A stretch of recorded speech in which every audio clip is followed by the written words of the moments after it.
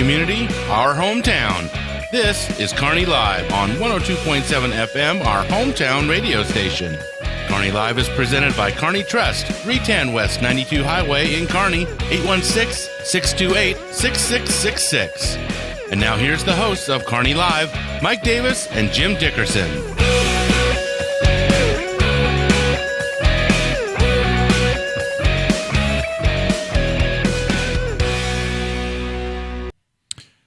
And welcome to Kearney Live. For those of you who are looking at me thinking, Mike Davis has changed, you're correct. Mike is out on assignment. I'm Jim Dickerson, filling in for Mike in his chair, and I feel honored to be sitting here because he has a nicer chair than I do. Mine's an old rickety one, but... Yes, it is. And there's the voice of the new Jim, Stacie Bratcher, who joins us from the chamber. Hello. So it's good to have you here today. Thanks for filling in for me as I fill in for Mike. Mike has told me he'll be back next week. He told Brian he'll be back next week, so hopefully he'll be back next week, but he's on assignment. And I've been told we're not allowed to talk about it. So do you know what he's doing? He's on super secret covert assignment. That's what I thought. Yeah. Coming up here shortly, we'll get to him in just a second. We've got Tony Meyers in studio along with Steve Olson. They're with the Clay County Archives. We're going to talk a little Missouri history. Now, before everybody panics or anything else, we talked a little bit before the show started, and a lot of what they're talking about is very interesting, actually. So there won't be a test. You don't have to, write stuff down. Well, I hope there's. If you want to. I hope there's not a test. Because that would be bad. So we'll get to that in a second. Before we go too depth, I want to talk about two things that came up. Number one, this happened. This is actually not in Kansas City. It happened just a little bit south, but it does affect us. There is a company out there called RMAC Heating and Cooling, and it's run by the guy who owns it is a former police officer. And then it is operated by a large number of police and fire. And if you watch like the Royals games or certain news networks and all that, they had a new set of commercials that came out. And right after they ran their commercials, and their commercials say we're pro-law enforcement, we're pro-military, all these people got on their Facebook and the Google, you know how you can do a Google review and all that sort of thing, right, and just started trashing them. Never used their service before. Oh, my. So they put out a kind of a ploy that said, hey, if you've used our service, please get on and review. But my question was, what drives people to do that?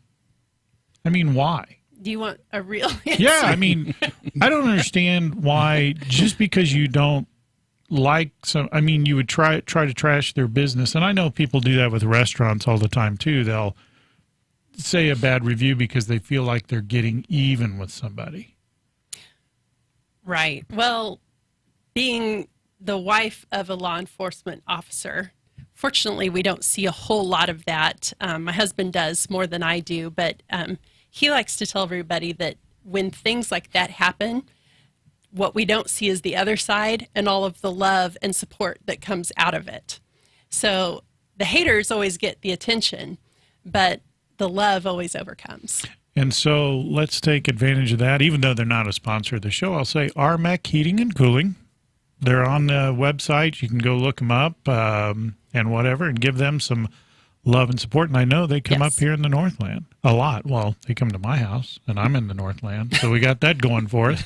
But anyway, they do great work, and I don't understand why people want to go out and trash something they're not a part of, but it is what it is. So I'm going to give them a little free advertising just because I can, and I will, and I did. The other hot topic that we have going on right now is there's another meeting tonight. There was a meeting last night with the Kearney school district. Yes. And we're debating, what are we debating? Oh, masks. Masks. Mm-hmm. Yes. I never thought I'd see the day where we're in these long debates over masks. Yep. but I digress. Yeah, please do. So There's nothing more to say about that. that's all I've got to say about that. So last night was the Kearney Chamber, or Kearney, not the Kearney Not Chamber. the chamber. Thank you. Whoops. Last night was the Kearney School District. Tonight is the Clay County Health Department. And so my understanding is you have to pre-register, but this is my request because this happens all the time. And Jerry Nolte and I, we've talked about this on the air. If you're going to go speak, because here's what's happening. People are seeing these viral moments that show up on Facebook, Twitter, and everything else. And then people want to be that person, Right. which The is big fine. speech. Yeah, the big Yeah. speech. But here's the thing. If you're going to do that, please help the cause by researching what you're going to talk about, know what you're going to say. Here's the big one. Practice it before you go up there and just go off on some tirade. And if there's anybody that knows about rambling tirades, it would be me. Mm-hmm. That's right. But know what you're talking. Why is everybody laughing? But know what you're talking about and make sure you've practiced it. So, because you're not helping the cause if you go on and just start rambling and yelling at people and calling people names and Please all don't that. yell and call names. Yeah, the ones that are most effective, if you'll notice, are the people who they research what they're talking about. And by research, I mean they truly research. They didn't go on Twitter and Facebook and get their stuff from there. They know what they're talking about. They've rehearsed it clearly. Those are the ones that make the biggest impact. And not only do you hurt the cause, you hurt the people on either side of you because the person who went before you, whatever they said just got lost, and the person that goes after you, nobody's listening by that point. So that is my ploy. If you're going to go do it, think about it. You got time before tonight's meeting. What is it, 12 o'clock? The meeting's a few at, hours to 6. research. the meeting's at 6, so you got 6 hours to get in there and get her done. A few bathroom breaks, grab a little snack, you're good to go. So we will keep you updated on what happens with Clay County. I know what I hope happens, and we'll see. You don't what... want to speak your piece when you're hangry. No, you don't. Get a Snickers bar. There you go. Don't be a diva. Because we know how you get when you're hungry. That said, Stacie, do you have anything else for us? Join the chamber. They're awesome. How's that? That's gripping. Just trying to get a little work done here on the side, and I was hoping she'd talk for more than 10 seconds. Join the chamber. Join the chamber. Yeah. Oh, Okay. you're prepared. You're not That's getting good. any work done. Well Come done. on. So let's move along. Yes. We're going to have Tony Meyers and Steve Olson. Tony is with us first. Tony, welcome to the program. Thank you. Glad to be here. Are you a member of the chamber? No, but He I'll wants go to ahead be. and sign up. You're going to be here in about an hour, just so you know. So, Tony, you're here from the Clay County Archives, and this obviously we're getting into it's the birthday celebration for Missouri, Right. and it's also for Clay County. We Coming have up. two things coming on. Right. So, give us a little background of who you are, why you're here, and just give us the elevator speech about the archives. Absolutely. So we're located in Liberty in the old Frank Hughes Memorial Library, 2 blocks east of the downtown square. All volunteer organization. We were organized back in 1979. We get no funding, no local, state, federal funding, so we do this because we love doing it. It's basically a community service. We're entrusted with maintaining, preserving, and making available Clay County historical documents and history. So one way that you say, why would I want to come visit the archives? If you have family here and you want to study their genealogy, you'd come see us. We'd help you with that research. If you're researching a topic pertinent to Clay County history, odds are we've got some information. So that's what we do. We fund our operation by multiple sources, donations. We make and sell publications. We charge modest fees for our research. So we invite you to come in. We're always looking for volunteers. We got plenty of projects that we work on. One that I'll give you an example. This is a book that we put together. It's called Discovering Historic Clay County, Missouri. We've got information in this book over 1,100 historic sites, people, places, and things in Clay County, and we're going to leave this as a gift for you so you can remember us. Share this with your friends as an example of what we can do. So enjoy that. I'll take that. Well, you probably should have it since he's going to be a new chamber member That's here right. in just about a few minutes. But well, take us back a little bit. Just we've got a birthday coming up, so Clay County. How did Clay County come about? What's the kind of the real short history of Clay County and how it got started? Well, Clay County was founded January 1st, 1822. On the western border of the United States. And I'm not going to steal Steve's thunder. He's going to talk about Clay County history. But let me back up and talk about Missouri history as kind of setting the stage for talking about the Missouri Bicentennial. So Missouri, being on the frontier, the U.S. government, no secret, was encouraging westward movement as a way to establish and continue establishing the country to the west. The area that we're in now was in the 1700s and early 1800s. Native Americans were here, not in big numbers, but there were multiple tribes here. Osage, the Missouri, the Kaw, among other tribes.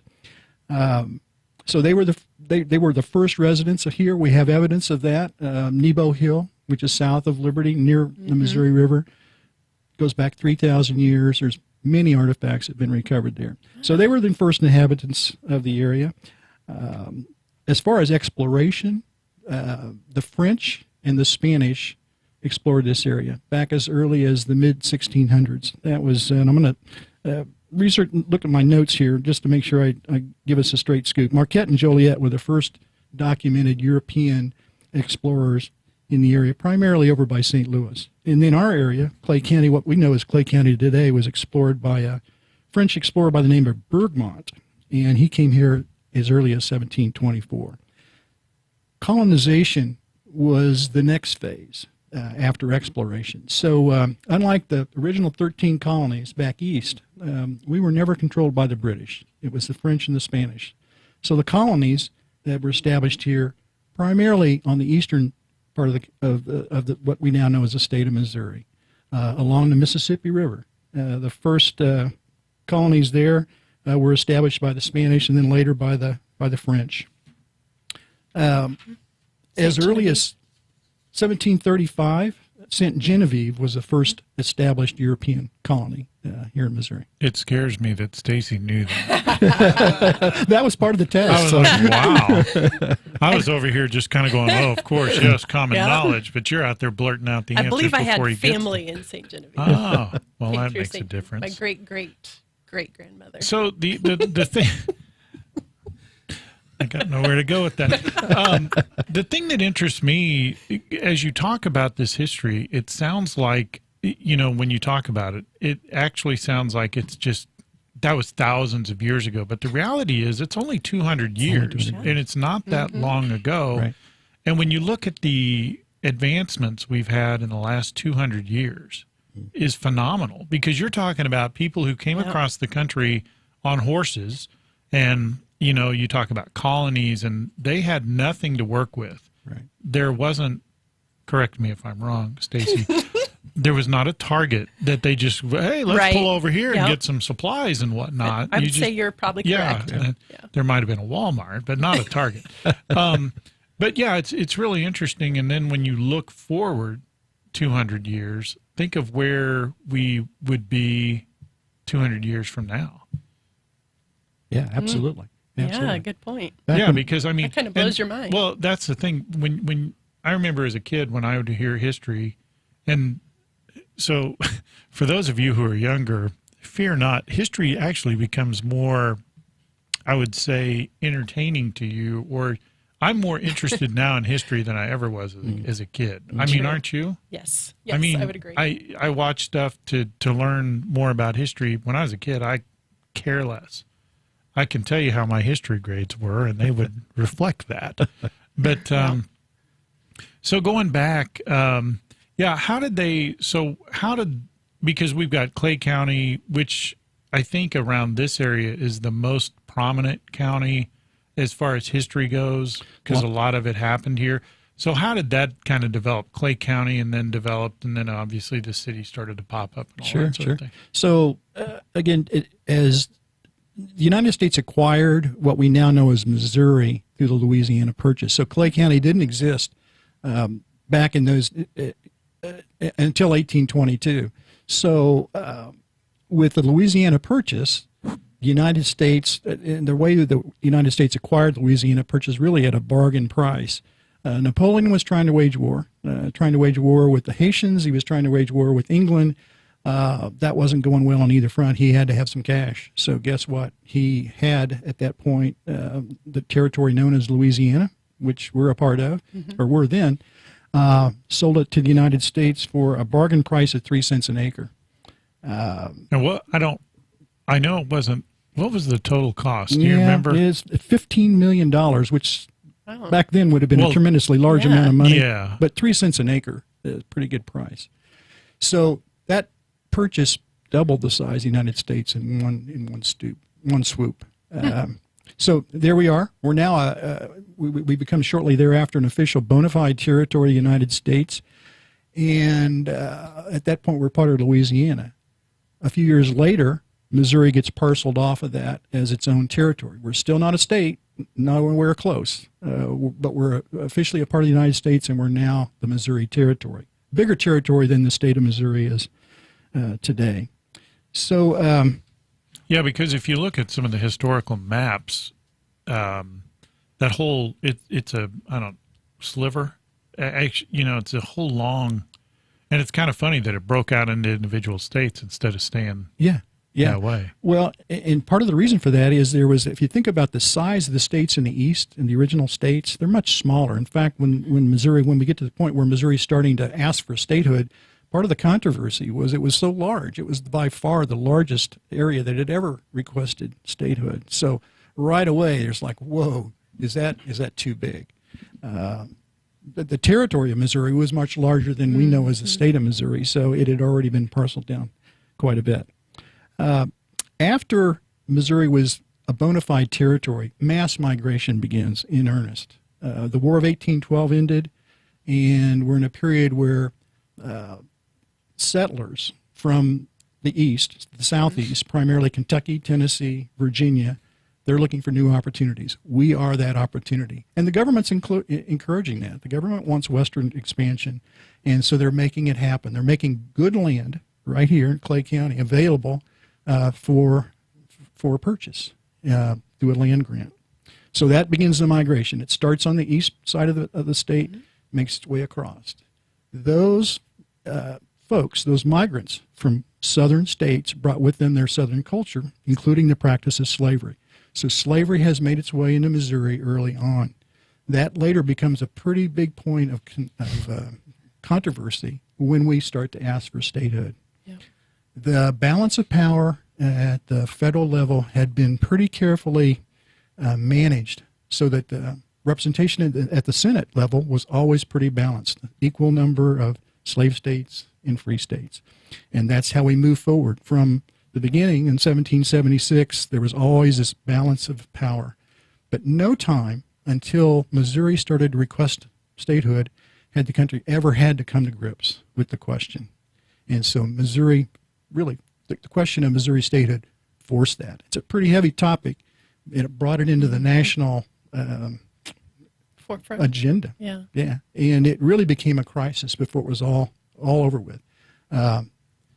Typically, to that point in time, states had been pretty much granted statehood almost instantly.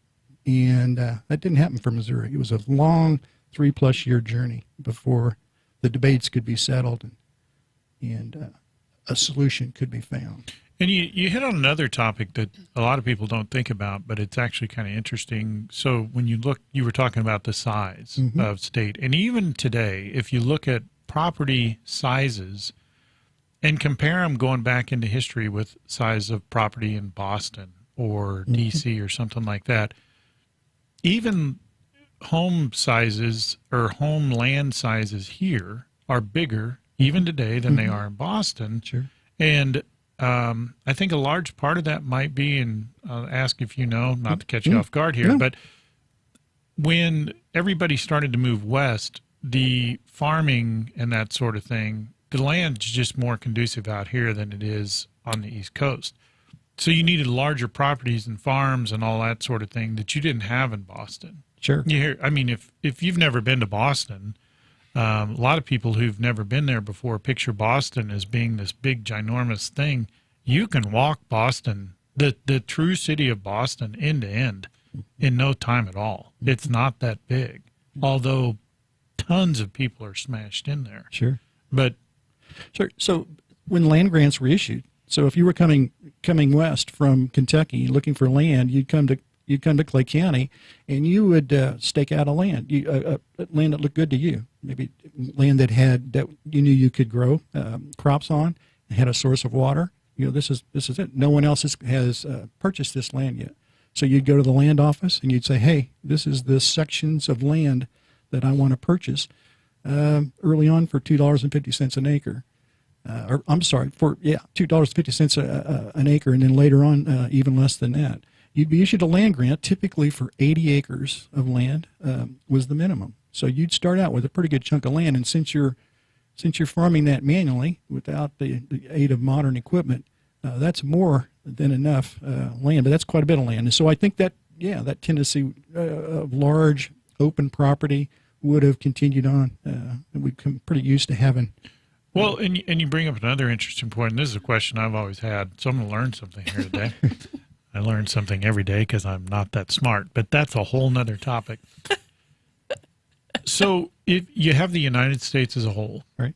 How, and this would affect Clay County and Missouri and all that, but when we first came here, nobody owned anything. Right.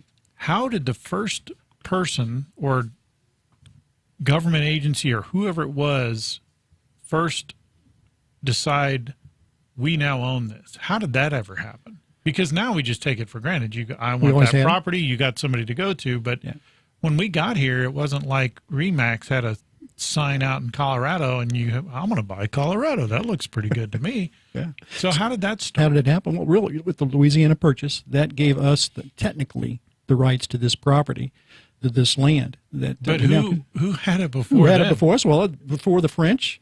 The Spanish traded it, and the French traded it back and forth as they defeated each other in war. They traded the land back and forth. Prior to them, it was unclaimed land, i.e. Native American land. Okay, and they didn't see it. They didn't see property ownership the same way we did. They would migrate as the herds of buffalo would, or as the seasons. The seasons would change. So they didn't have ownership. We brought that concept to the land. So, and I know that's still a point of contention. Sure. To this day. Sure. Right. Sure.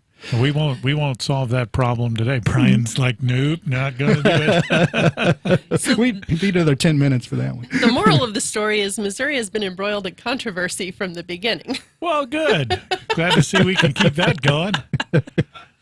So is there any controversy in Missouri today, masks? When we studied this, I really did see a lot of parallels. It's pretty amazing. Yeah.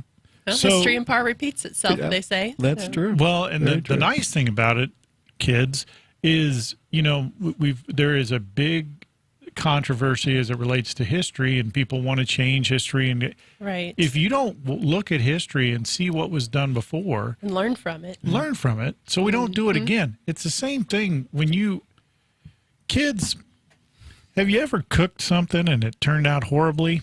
But you learned, right? So you didn't do that again.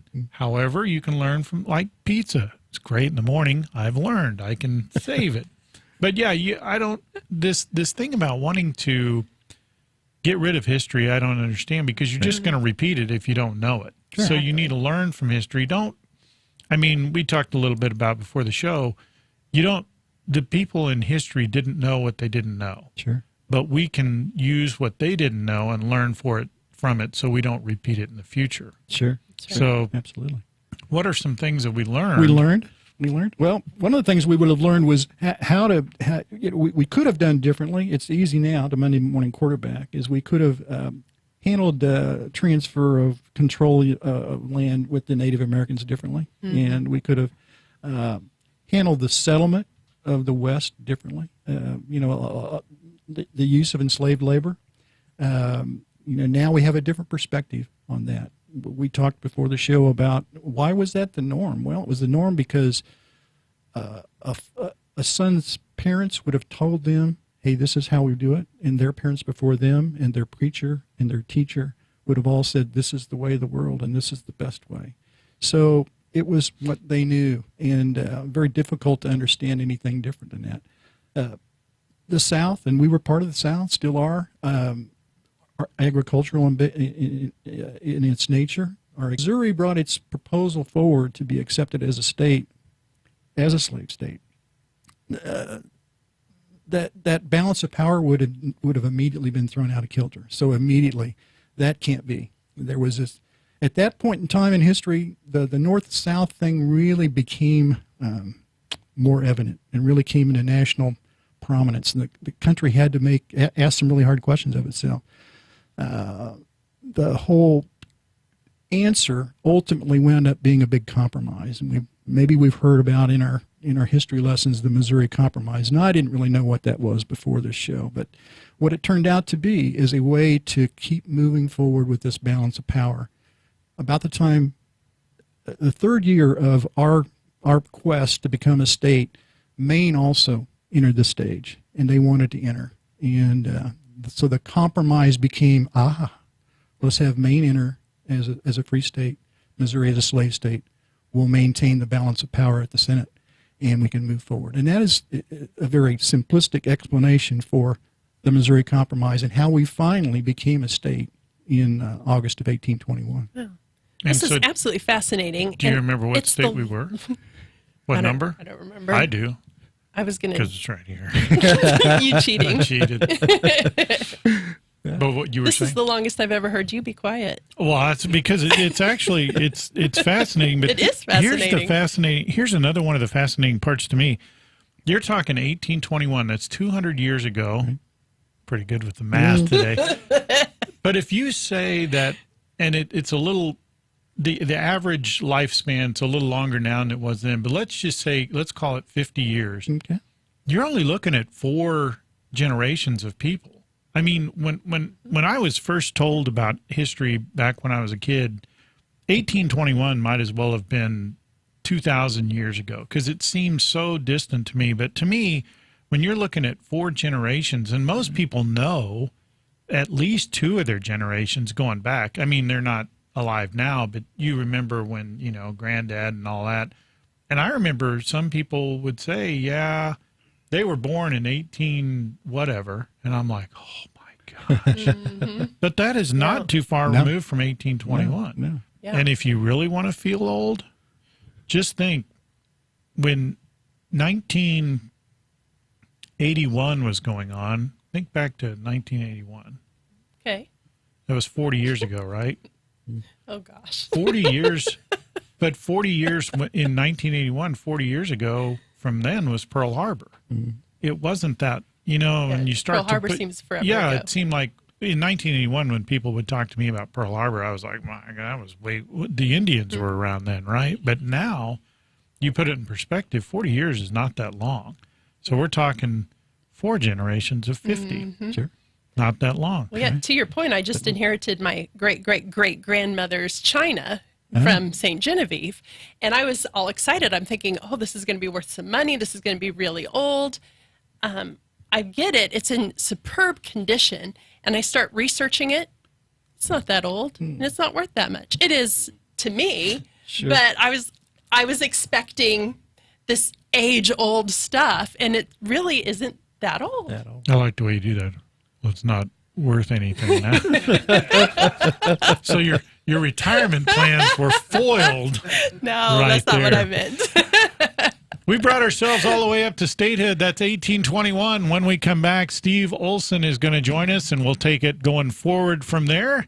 Stay with us. You're listening to Kearney Live.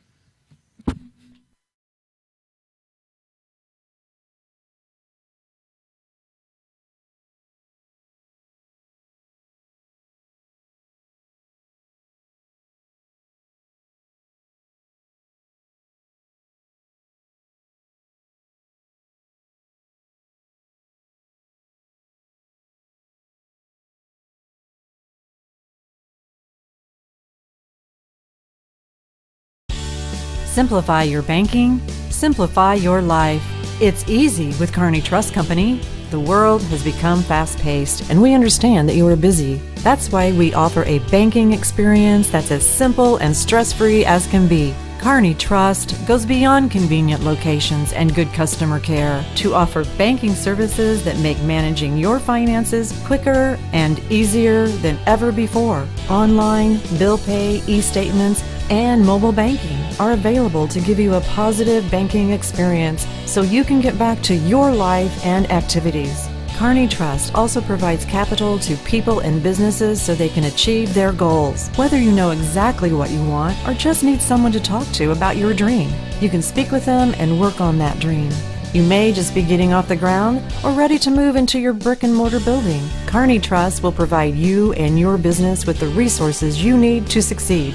Kearney Trust Company is your partner for success with 2 convenient locations in Kearney at 310 West 92 Highway and 701 Watson Drive in Price Chopper. The phone is 816-628-6666. Kearney Trust Company. Banking you can trust. Member FDIC.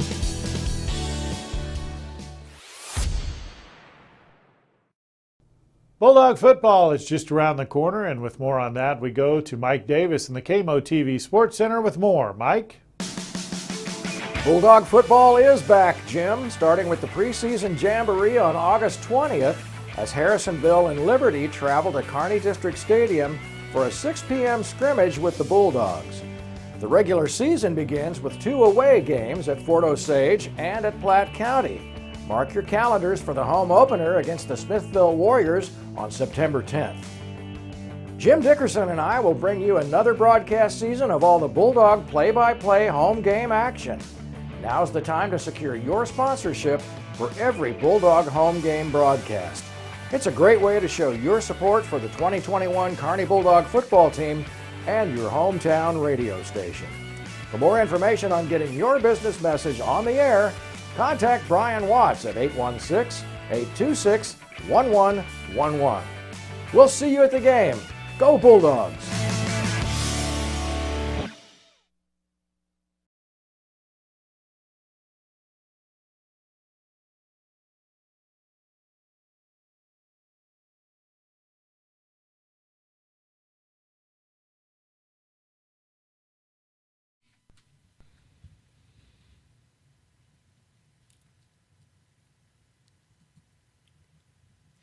And happy birthday to Missouri. 1821 became the 24th state, for those of you keeping track at home. I had to race in and out, as you saw in the commercial break. For those of you watching on KMO-TV, if you were on the radio, you didn't notice it. But on the TV, for those of you watching on KMO-TV, if you noticed, I was in that last promo, and I had to run out and put a jacket on and change shirts and race back in here. But I'm kind of talented like You're that. You're amazing. Thank you for noticing. A little hot. Sweaty now, but anyway. So we've switched some things out. Steve Olson joins us now. We're going to pick up our discussion on history of Clay County and Missouri and all of that. And Steve also joins us from the Clay County Archives. Steve, welcome aboard. Glad to be here. So we talked a little bit about the history of how, Missouri became a state and all that. Right. Let's talk a little bit about Clay County specifically. Okay. And how things kind of developed, in the Clay County area, because we've talked about its 200 years, which isn't that long in the big scheme of things, but there's been a lot of development. I mean, Clay County, I would like to think, is pretty sophisticated now. We have TV and radios and everything. We even have cell phones for those of us. Who was it not too long ago that said, like real recently, that people in this area aren't sophisticated? Who was that? Do you remember? I don't remember who that was. It was either Pelosi or Harris. Yeah, it was one of them.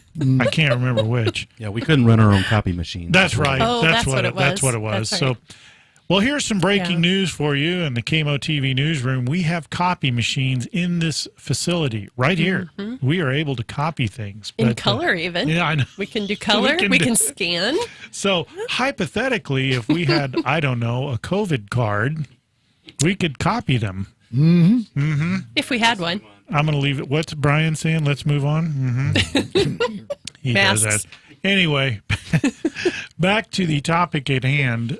So Clay County is a little sophisticated, but how did we kind of start out and where did we go and how did we develop to what we are today? Tell us everything. Yeah, right. Well, I'll skip most of the boring part if I can. That would be the part we already talked about, the copy machines and whatnot. That's right. Yeah, we're pretty high tech. We were settled by people from the South, obviously, Virginia and Kentucky, and so they came here looking for cheap land, and they got it. Tony didn't get a chance to talk about the new Madrid earthquake. That was a typical government mess. The farmers there were devastated by this giant earthquake, and the federal government thought it'd be nice to compensate them, and they were going to give them free land elsewhere in the same amount. If they lost 80 acres, they got 80 acres someplace else, because the government had a lot of free land to give away anyway, and this was part of it.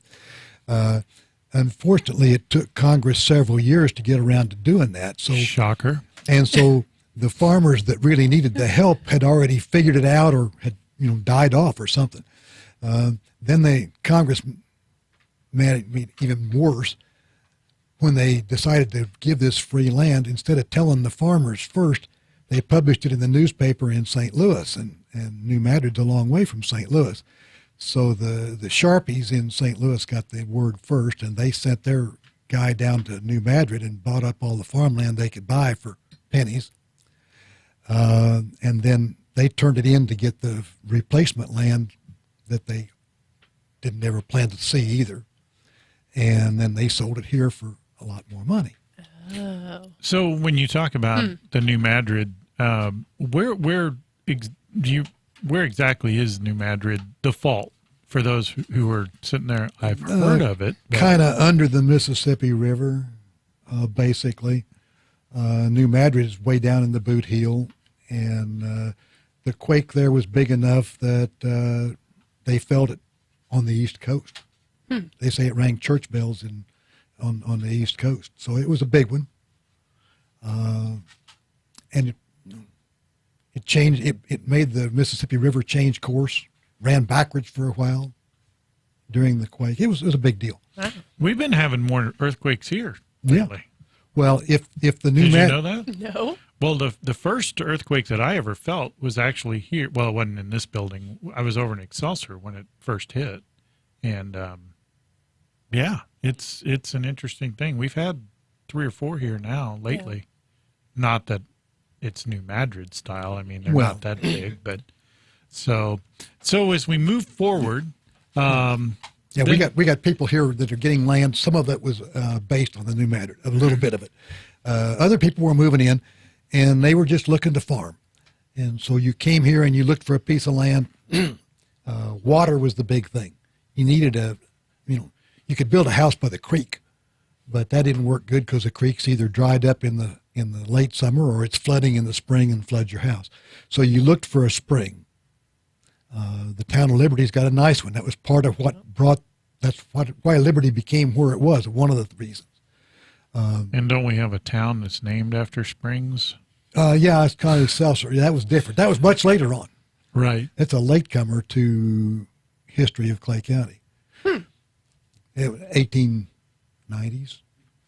So it's got a lot of history. It's an interesting place, but Liberty was much earlier than that. Liberty was 1819 was when it was first started to be settled, and it became the county seat. That was where the first administrative meeting was held at the John Owens Tavern. It's interesting that the government started out in a tavern. Yeah, but it explains some things. maybe we should go back to that. that. I think so. I think we loosen things up. Might get more productivity out of that, but please continue. And people came here looking to farm. That's what they came here for. And they brought their technology with them, such as it was. Most of them came by river. And they came on flat boats or keel boats, which are, you didn't have an outboard motor. You had a bunch of strong guys with poles that pushed the thing up the river, which doesn't seem possible. But the river was different. The river bluffs are a mile apart on the Missouri River. And before the Corps of Engineers thought they were in control, tried to be in control, the river just kind of wandered any place in that valley, wherever it chose, and it changed its mind frequently. And the channels moved, and there were multiple channels, so the water wasn't as deep and the current wasn't as strong. And you were able, with great difficulty, to make several miles a day pushing your boat with a pole. And we have stories that people wrote down of how they made that trip. And when they got here, they found a piece of land that looked like they could farm it. You needed some prairie land because that was the sod you could bust to get a crop in, the easiest. And you needed timber because you were going to try to build a cabin. You needed logs for that, and you needed firewood. And so they had to have some of each. If you had that, you said, this is my piece of land. You went and registered it. And at the time, early on, you had to go clear to Franklin, Missouri, halfway across the state where the county seat was, to register it. Yeah, and that's not an easy thing. I mean, that would take... all day, and then some. Travel was hard. We had the Old State Road, which parallels the Missouri River up on the river bluff because you wanted to stay out of the mud and that sort of thing.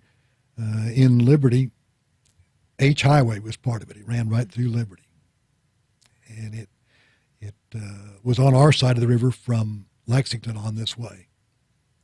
And it ran all the way down to Harlem before it crossed over into Indian Territory. So we had people coming in on the state road. Mostly they came by river, and they staked their claim and set about farming. And the first thing you had to do, most of them tried to get here in the spring and get a crop in. You had to get a garden started, you get your crop started so that you'd have something to eat. And then you worked and you'd hope to move out of your tent that you were living in as you built a cabin. And your first cabin was usually intended to be the barn. But for the first year you were going to live in it, you were lucky to have a place by winter that you could get in out of the tent. And so often a family would erect a rough shelter. We're talking, 20-foot square maybe. That's how long you couldn't get a log much longer than 20 foot. And so the first winter, you'd be all in this one room, you and your kids and maybe a grandparent that you brought with you or brothers and sisters. If you were lucky enough to have slaves, they were probably in the other end of that same room. You all cooked over the same fireplace. You all ate the same whatever you could shoot. And on a real cold night, you brought the livestock in with you. And so try not to think about the aroma. So you're in there in your living room with your cow. Yeah. Which is nice that you're going to shoot later. But I think it's interesting when you look at the way, back then, again, not that long ago, and the way you tell the story, you're just going day to day trying to figure out how you're going to survive. Where now, when you talk about your family, you talk about, okay, where are they going to go to school? Do I give them a cell phone? Do they know how to run a copy machine? All the things that are, pretty. It's weird what your priorities were then compared to what your priorities are now. Yeah, survival was tough, and that's what you were trying to do. You're trying to survive, and things would get better as you worked at it. There was a lot of hard work involved. The cash crop, if you had a cash crop, if you had money to buy lots of land, your big cash crop here was hemp. You couldn't grow cotton; it didn't work here. Funny, right?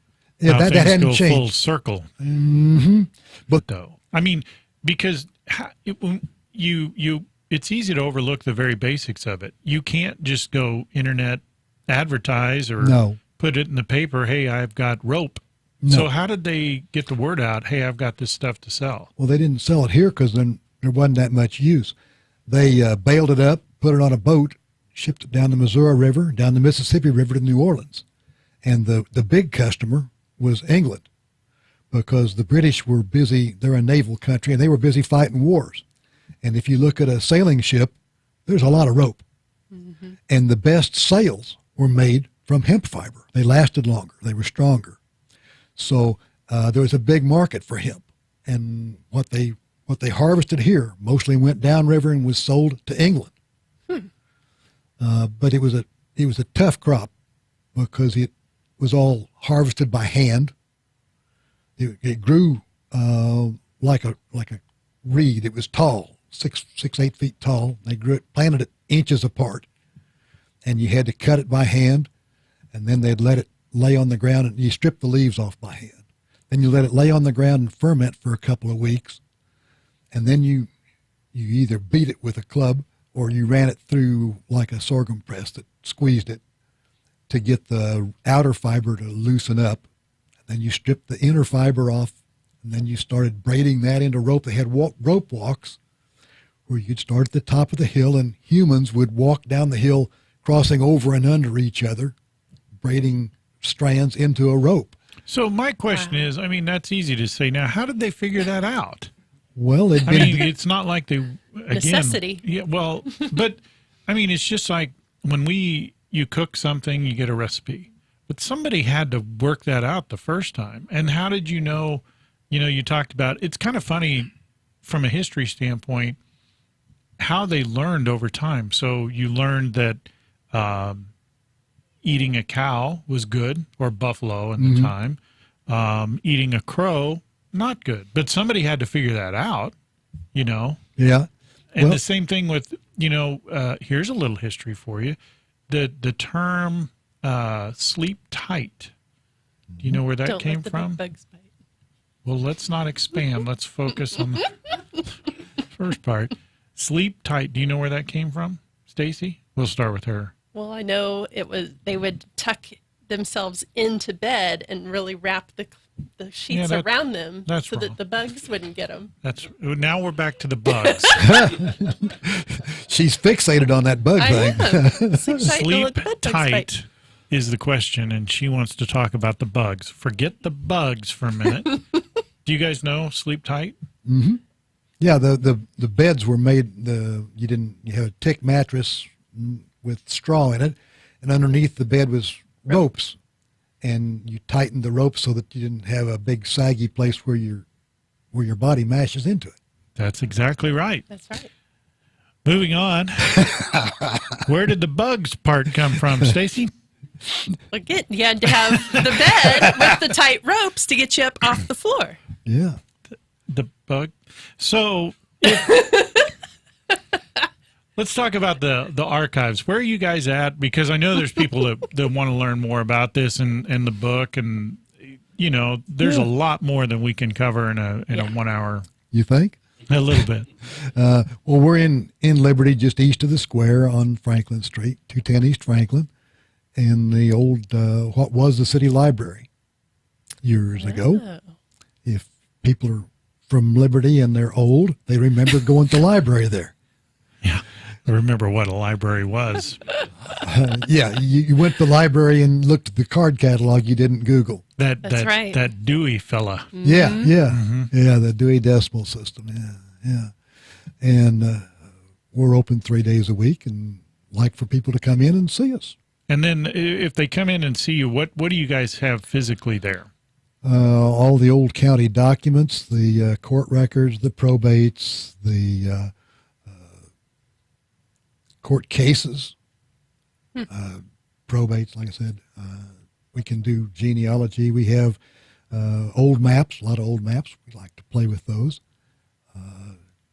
People come in and want to know, when was my house built, if they've got an old house. And that's not easy to determine precisely because they didn't do building permits. Well, and their record keeping probably isn't as good as what we have now, I'm thinking. Well, it wasn't digital. We've got a lot of old paper, and we've had our volunteers have read all of this old paper. We read cursive. And You're going to lose a lot of people on that one. Yeah, and go through all of the court records, and if there was a name of a place that was mentioned, wrote that down. And we tried to figure out where that was, and we put it on a map, and it's in that book. It takes a lot of time. The idea is not just to keep the paper, which we do. It's been filmed and or digitally copied at this point, most of it. But we like to handle the paper if we can. But to make it accessible, because it wasn't ever indexed clearly. And so we do that. We spend lots of volunteer hours indexing the material to make it accessible. And then you guys also have a website, which is, do you know? ClayCountyArchives.org. There it is. For those of you watching on KMO-TV, look at your screen. It is there. And then you guys also have a Facebook page. I think you can search Clay County Archives on Facebook is probably the best way to get to that. Right. And then you guys update that pretty regularly with things that are going on. Yeah, a lot of old pictures and things that we have. We have a lot of old pictures that we've collected and digitized. Yeah, one of the things that I really enjoy doing is looking at it's become more popular now, but they'll take a picture that they find from the early 1900s and then take the same picture from the same angle today. Yeah. And it's really interesting to look at how things change and how they look and that sort of thing. I've always thought it would be interesting if as soon as I develop the time machine, it'll work. But could you imagine going back, bringing someone here from the 1800s, and then they look around? Well, first of all, you get them into a restaurant, which would be just interesting, or a bar if they were a politician. But everybody has one of these sitting around on the table in front of them. I mean, there's 4 of them here in the studio. And just trying to explain what it is and what you get. I mean, the fact that has come along in just 200 years, give or take. That's true. That's true. Progress has been made, perhaps. Yeah, quite a bit. Because the funny thing is, if you took someone today and threw them back in history, because we've become so accustomed to, I'll just go down to the store and grab one of those. Could you imagine you're in a field and you have nothing, and now you've got to build somewhere to live, but you have no tools. You've got to figure out how to make a place to live, but you've got a tree, but now how am I going to get the tree down? Because chainsaws weren't very popular back then. No. And even if you had to make an axe, what are you going to make it out of? Yeah. So, I mean, how did they do that? I know how they did it now, but I'm just think of how they had to come up and learn how to do that stuff. The only way to preserve your meat was salt, and the nearest salt was Boone's Lick, which is, a long ways, that's across the state. Right, and how did they figure that out? Well, I don't know, but then from here you had to take a wagon and go there to get it. That was a trip that somebody made once a year. But and that's one of those things too. They had to learn over time. This works. It's kind of like spices. That works. That doesn't. Mm-hmm. That killed Bob. So we're not going to do that anymore. Yeah, probably not. I mean, there's a lot of that happened. Bob won't trial do it. and error. So what'd Bob do? So this is an off the wall question. Do you know what the average life expectancy was in the 1830s? It was probably in the 40s. Yeah, 30 or 40 years, and that'd be about it. Yeah. Some people made it to 100, but not many. Poor guy. Anyway, but so anything else? We've got any big celebrations coming up as it relates to the, well, I know we've got celebrations coming up, but as it relates to the birthday of the county, and I don't know what's planned, but I'm sure there'll be, something special. I do know we've talked a little bit about this before. Clay County has a time capsule, and they are going to open that up January. Is that when it is? And I think Jerry Nolte's going to be there, and they're going to do that. Sure, he will be. Yeah, so that's in there. Could be a whole Geraldo moment. You can always visit the Kearney Historic Museum. You could do to get that your as local well. history. Absolutely. Right. Give us your website one more time so people can come see you. ClayCountyArchives.org. So go join them there. Go visit them there. If you have questions, give them a call. They'll tell you anything you want to know about history. Big years coming up for the state of Missouri. Stacie, and Clay County for that matter. Stacie, thanks for joining us. Thank you, Jim. And we look forward to seeing you next week. We'll be back with more Kearney Live. It's been a pleasure having you today, and we'll see you next week.